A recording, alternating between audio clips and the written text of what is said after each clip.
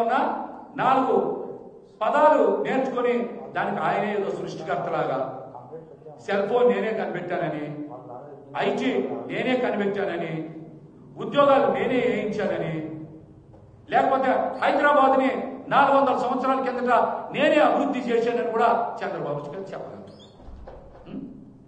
చంద్రబాబు గారు చెప్పగలరు. 400 సంవత్సరాల కిందటమే హైదరాబాద్ కూడా డెవలప్ చేశానని చంద్రబాబు గారు మాత్రం చెప్పగలరు. ఆయన చెప్పే ఏ మాట కూడా వాస్తవం కాదు, అన్ని పచ్చి అబద్ధాలే. కానీ ఆయన చెప్పేటువంటి అబద్ధాలని నిజంగా జరిగిపోతున్నట్టు ఆయన సొంత మీడియా, ఎల్లో మీడియా మాత్రం విస్తృతంగా ప్రచారం చేసి ప్రజల్ని ఎప్పుడు కూడా ఏమార్చే ప్రయత్నం చేస్తూ చంద్రబాబు గారికి లబ్ధి చేకూర్చే ప్రయత్నం నిరంతరం చేస్తూ ఉంటుంది.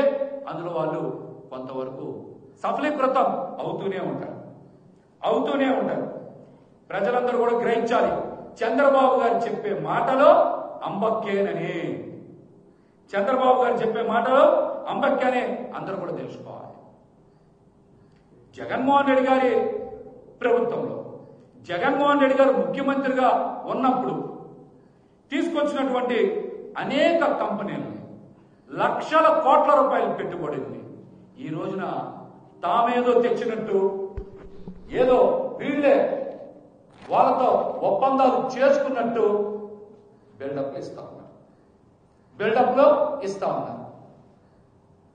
అసలు దావోస్ వెళ్ళి చంద్రబాబు నాయుడు గారు, వారి కుమారుడు లోకేష్ గారు ఉత్తి చేతులతో వచ్చిన మాట వాస్తవమే కదా. దావోస్ వెళ్ళారు, ఉత్తి చేతులతో ఆంధ్రప్రదేశ్ తిరిగి వచ్చారు. అసలు ఏ ఒక్క కంపెనీతో అయినా ఇంతవరకు ఒప్పందం కుదిరిందా? ₹1 పెట్టుబడి తెచ్చారా? ఒక్క ఉద్యోగమైనా ఈ ఏడాది కాలంలో కల్పించారా? దమ్ముంటే దీని మీద మీరు శ్వేతపత్రం విడుదల చేయండి.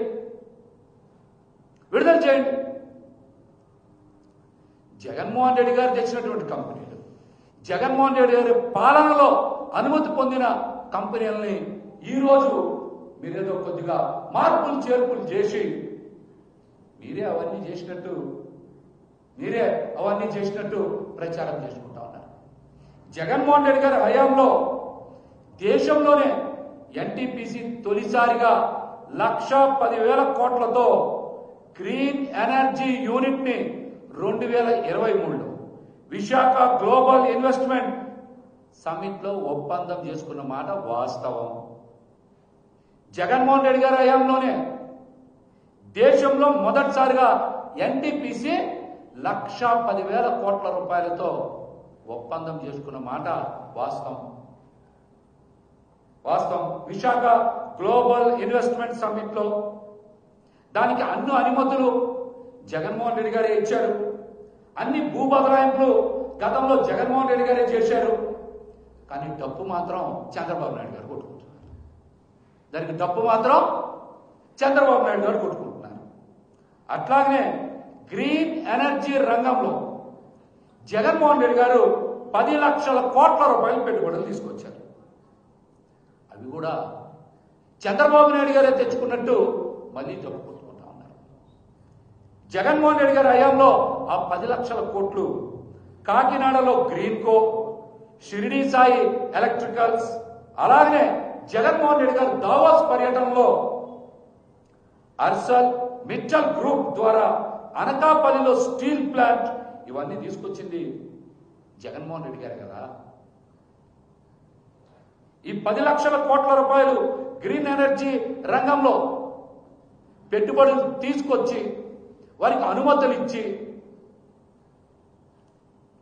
వారి ప్రొడక్షన్ ప్రారంభించి ఉద్యోగాలు ఇచ్చి అవన్నీ కూడా జగన్మోహన్ రెడ్డి గారి హయాంలోనే కదా జరిగినాయి. కానీ చంద్రబాబు నాయుడు గారు అవన్నీ ఆయన ఏదో స్టార్ట్ చేసినట్టు మాట్లాడుతూ ఉన్నారు. ఇది చూస్తూ ఉంటే మనందరూ కూడా ఏమనిపిస్తూ ఉంటుందంటే మళ్ళీ చెయ్యాలి చెల్లికి పెళ్లి అన్నట్టు. మళ్ళీ చెయ్యాలి చెల్లికే పెళ్లి అన్నట్టు చంద్రబాబు నాయుడు గారు చేస్తా ఉంటారు.